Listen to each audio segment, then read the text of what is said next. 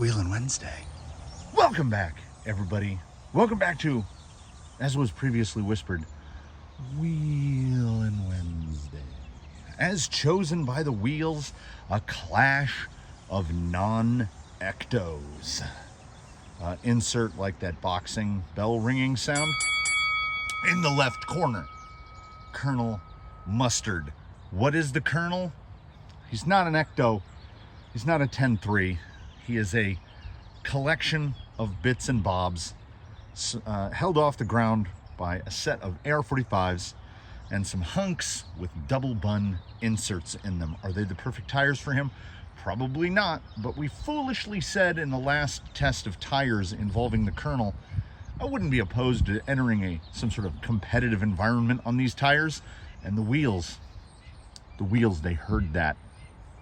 It weighs in and around 7-ish pounds. Like most of the rigs here, he is powered by a Legacy 1800 Hobbywing Fusion. In the right corner, the green corner, you know him, you love him. He has appeared also quite recently. It's almost like the wheels heard that too. Jake the Snake, the ground foe. He is not an Artful Dodgers ground fox, but he kind of is. He's on SSD Pro 44 straights. He's got a whole bunch of stuff they do share in common past the bodies. They also have Amazon Dig gearboxes in both of them, and pretty much thus ends the similarities. They do run J-Concepts tires, but they are different. So it's straights versus portals, this battle of non-ectos here at Deadline. And the way this Mortal Kombat will be playing out is this will be a contest of best of 3 falls. Play that sound again, editor man. And to lean heavily into the wrestling terminology, what that means for us today is that immediately following the ceremonial flipping of the canyon trail to see who goes first, and a competitor will go forward. He will start over there, and he will move out over here. And when he falls off, inevitably, we'll put a little flag down, marking that, and then the other guy just has to try to beat that. That's how we're gonna do it. I don't think that either of today's entrants are gonna make it over here to the unfinished portion here at the end, which just has dirt fill, because we're trying to get this filming underway. You'll notice there's no shadows. It is very gray. We're forecast for an inch of rain very soon. We're trying to get this one in before the weather. So we're ready to commence this yet another combative episode of Wheeling Wednesday. The competitors will assume their marks at the beginning. We'll get the flags ready. We'll get the canyon trail, and we'll get this underway. Jake has called heads, and these are his words and not mine, because, as he just said mere moments ago, snakes have heads. So I don't know what he's opting. It's heads. Jake, what do you want to do? Jake has opted to go first. I think he's hoping to put that pressure on the Colonel, where you know what you have to do after seeing the other guy go, and the guy that goes first just has to go out there and do it. So he sets the mark. I guess that would be my assumption of his thinking on the topic. But then again, he did just say that he chose heads because snakes have heads. So it's really up in the air. Jake using a pretty low CG to manage here. Oh, can he get that kicked skid over? I think he's gonna opt for the inner line here. The risk is throwing an end over. Yes, he is. He's going towards the little spire here, trying not to. This is a definite risk of rollout section here.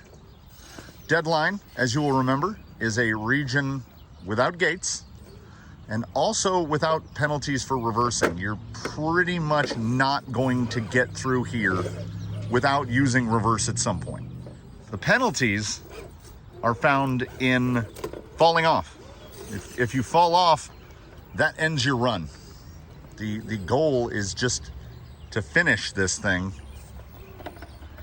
And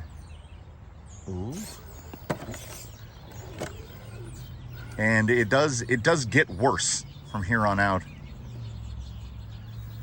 The landmines with the three brothers doing particularly well here. We're getting into our very first real iffy section. A pretty substantial bit of side hill here. Ooh, that's a lot of nose slide there. You're gonna Jake, you're gonna you're gonna want to get a little farther than this. You're only about 20 feet in.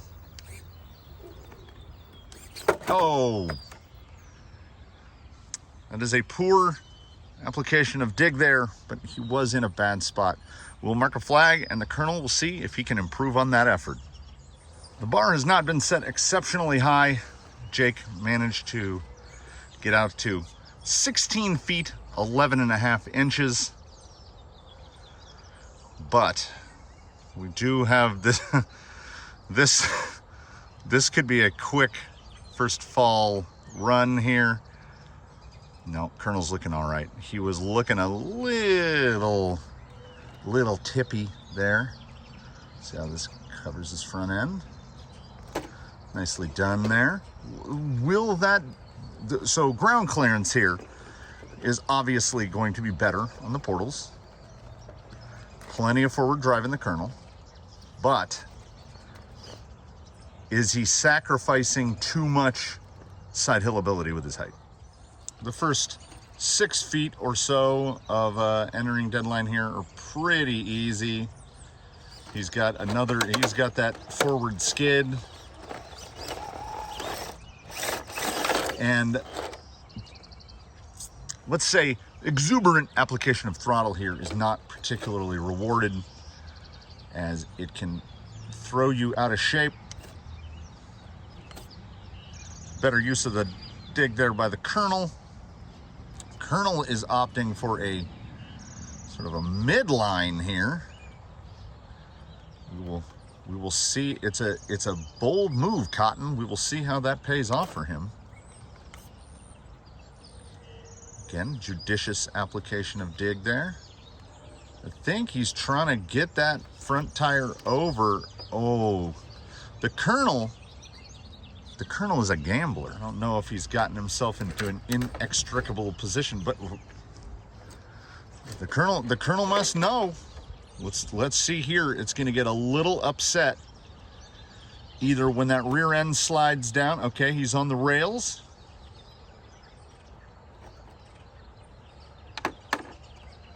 Slow and low. That is the tempo. The Colonel making this look not easy. He's not making it look easy, but he's really making it look like he does know what he is doing. Looking real high here. There is the mark to beat. This is extreme side hill for a portaled rig. He's got one wheel up.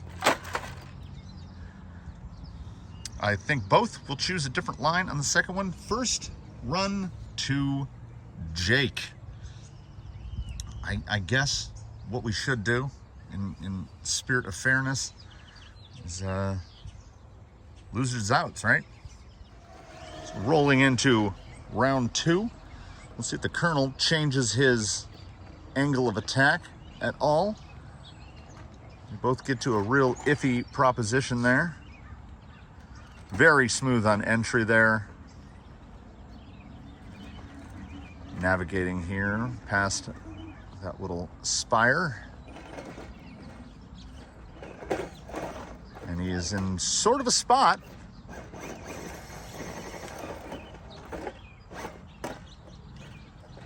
Sort of a spot indeed. This is not a spot you want to roll over, Colonel. So he is, ooh. He's gonna opt, it looks like, for a high line. I think because he got his rear end in such a position. There we go. I think he's gonna use the fence here, which is absolutely in play. It just, this is a no-touch sequence. So there are no resets. If you get to somewhere that is inextricable, thus ends your run. It is the same as falling. You see that little point there? Okay, you managed to skid the axle over it. So the Colonel has certainly chosen wisely here. Very nice placement. Front end coming right back down. Once again, hunky double buns. Looking pretty good. And as we know, the Colonel is a tactician. It is unlikely that he will make the same mistake twice.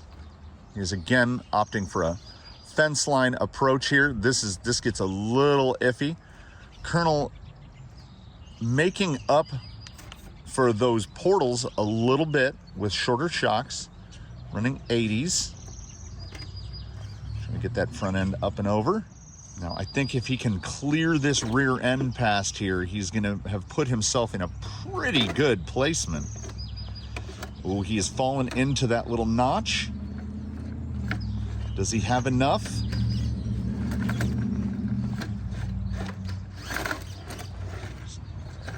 Just trying to get that. It's the rear axle. This isn't a front. This is not a lack of traction issue. This is a rear end hanging up issue, even with the portals. So this seems like he might be in a spot. But once again, the Colonel is using all of his weapons here. Again, still rear axle hanging up pretty badly there. Just trying to maneuver that front end around.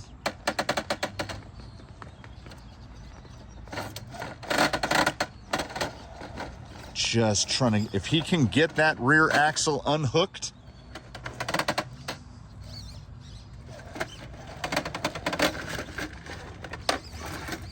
it's a back and forth, same position to same position over and over again. Okay, he's leveled back out. Okay. Fantastic reposition by the Colonel there. He's very high up here. That is borderline superb. He is now ahead of Jake's mark from run 1. So he's done well here. A lot of weight transfer there. Trying to get clear of that peak to bring that passenger side down. And does. I think he's through there pretty safely.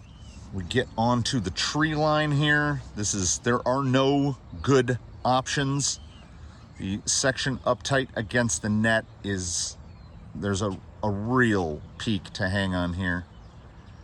Getting a little light on the front, just the right amount of slide there on the rear. The key is you have to stay up high to go in here in between this trio, but not turn it so tight that you fish hook that driver rear like that, because it can put you in a bad place.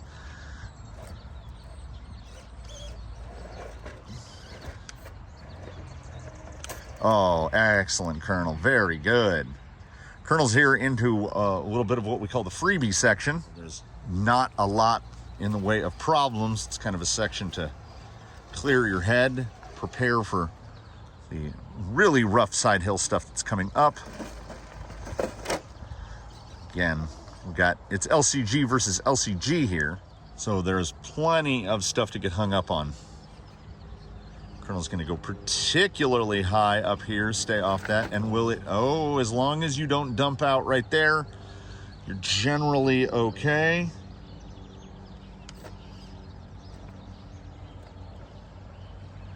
Does not want that rear end to slide out too much. Colonel coming down towards camera here. He's peg legging quite a lot. He keeps getting a tire up in the air, real narrow here. And he has slipped the front end, which again, if there were things like gates, he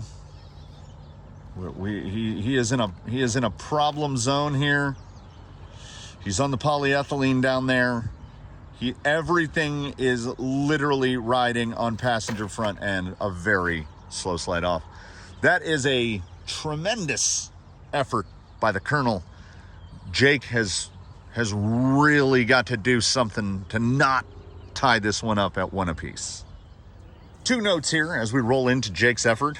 The Colonel is so confident he's going to win this one. He's already backed up to the line to prepare for run 3.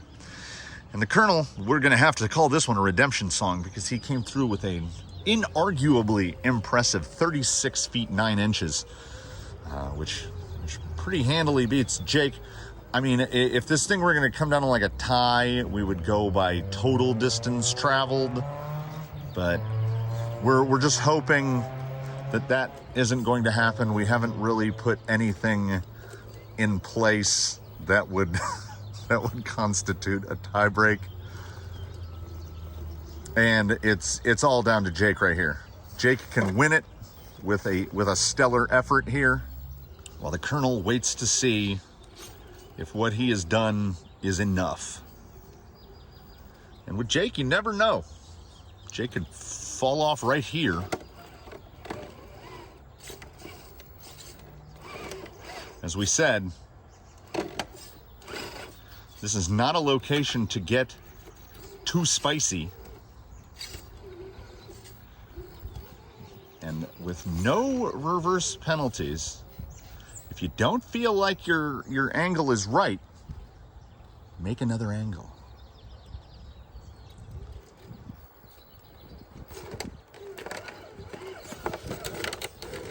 Jake snaking his way through there, no pun intended at all.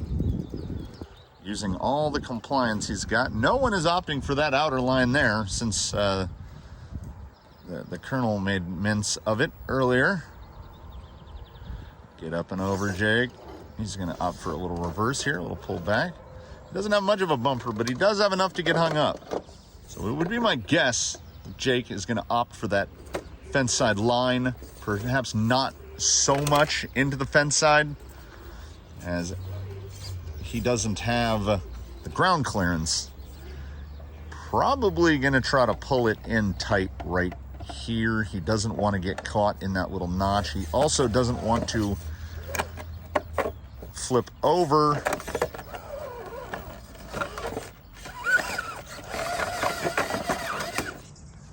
And that is some particularly fancy footwork for a snake. Yeah, Jake knows. He might not know what he's doing, but he knows what he's trying to do.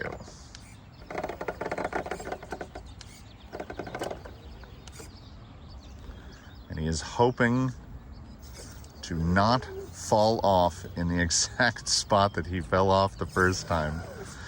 And he does.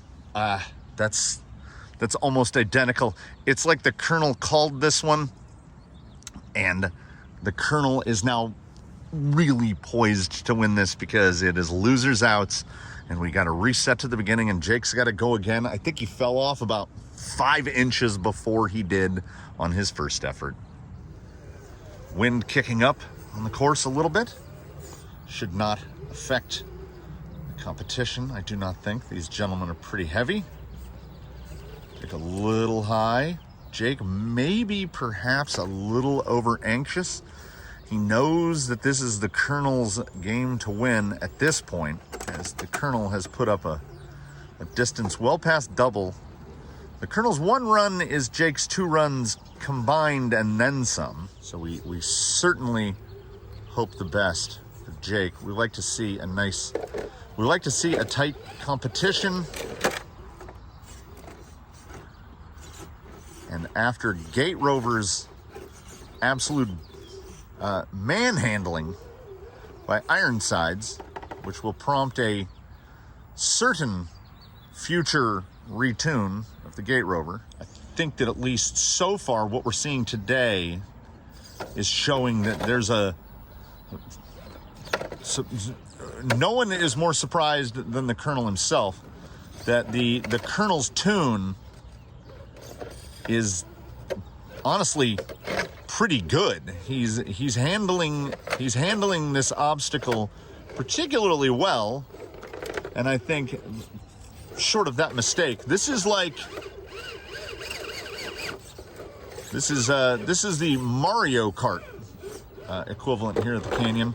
These guys have never gone in this far, so they honestly, they don't know what to expect yet. So Jake now definitely opting here for the outside. This is a risky play, but where his typical exit from the fence line run puts him has certainly been suboptimal, as he has fallen off in basically the same spot both times. He's just got to keep that rear end nice and tidy there so that he can cut in here. Jake again learning by watching and doing. You want each, oh, there's that little slide out. You want that's that landmine. Doesn't quite have the final bite that, say, a tusk does. But nonetheless, they bring him to his first approach at the tree line here. Jake is a little narrower. I want to say the 45s put out a little wider on the Colonel. Jake a little narrower on the Pro 44s. Good line there. He's definitely calming down. He feels like he's doing a little better, just trying not to fish hook that tire. And it's in there pretty good. Stay on that. Oh yeah, Jake into the rest area, looking pretty good. And here in the rest area, it puts him about midway, guesstimating here, he's about midway between where he had made it on run 1 and where the Colonel had made it on run 2. Trying to stay up high and tight here. Now, will ground clearance play a part here? He wants to stay as close to that fence as possible. This, could be messy. This is where we get to see if Jake's toolkit, if his skill set is better suited to this. He looks like he's trying to stay very high. He wants to stay up above that cube. Little pull of the front end. Can he walk up these steps? Figuratively, of course.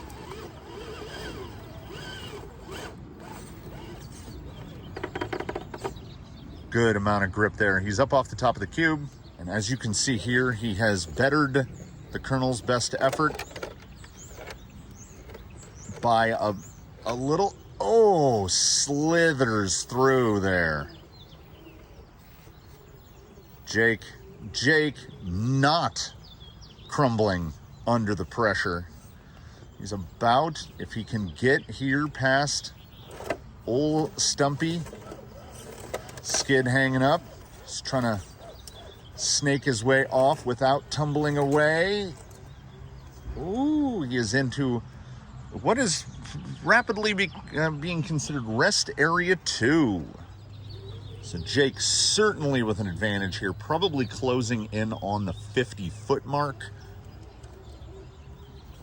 But he is now into unexplored territory.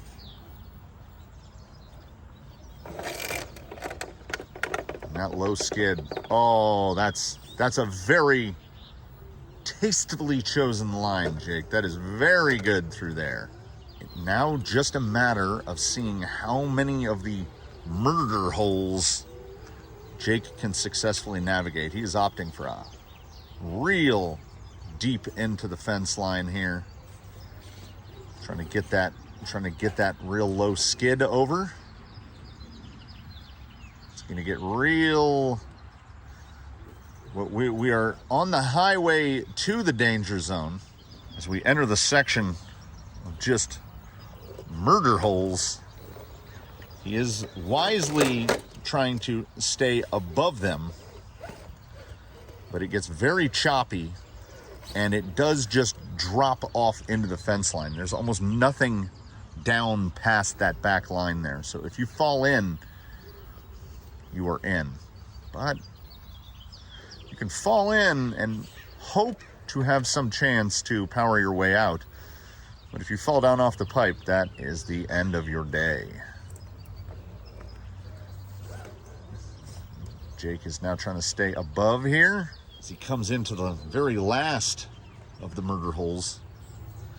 And it does indeed look, at least from here, that Jake may indeed end up, he's going to make it into the dirt. He is going to get into the loaming. We are going to see how the landmines like going into something the consistency of coffee grounds, where there will not be a ton of traction. And if you lose any amount of grip and any sort of wheel speed comes into play, they are just going to dig holes. Get this front end up. The landmine's not minding the soft stuff at all from the looks of it. Right up there, very tidy. Jake now just needs to not make any big mental errors, because the end is in sight here. Gotta try to get through here. That block is not going to move for him. Climbing up the side of it here, pulls through. Down into the weeds here. The landmines are honestly loving this. Little trouble here.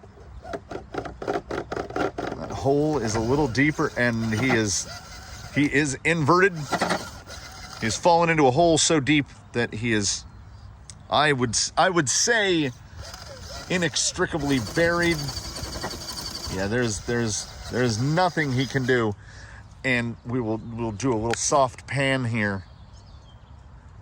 The objective is to touch chain. If you can touch to that chain, you have completed.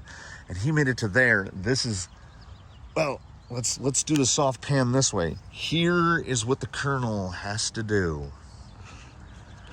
That is a run from Jake the Snake. That is superb work. And now the ball is definitely in the Colonel's court. And this is his to win or lose. Something akin to a clinic from Jake the Snake, as he covers 71 feet 6 inches of the total 80-foot running line of deadline.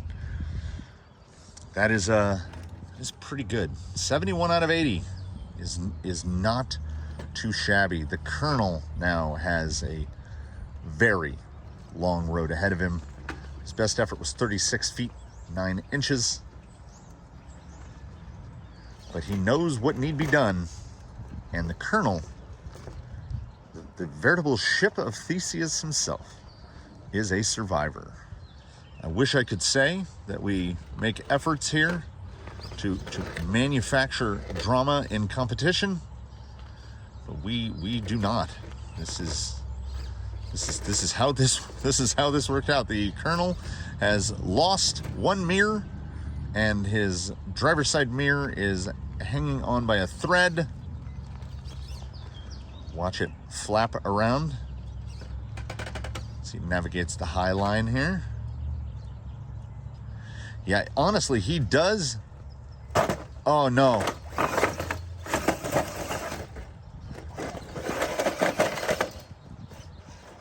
I was gonna say he feels particularly planted,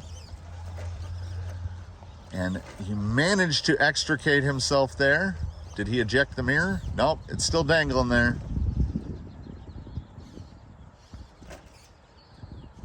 Again, this was brought about by hubris, where I said wouldn't mind a competition on these tires. They're doing well, but I think he might be better suited, honestly, on something else. He's doing real, and then, you know, he could run a full pull and prove me wrong. But it just, he feels like in some instances he's got just the right amount of grip, like right there. And then in other instances, it does, ooh, easy, Colonel. It feels like the rear is trying to outdrive the front. Thanks to that fusion in there, the Colonel, something of a low-speed master.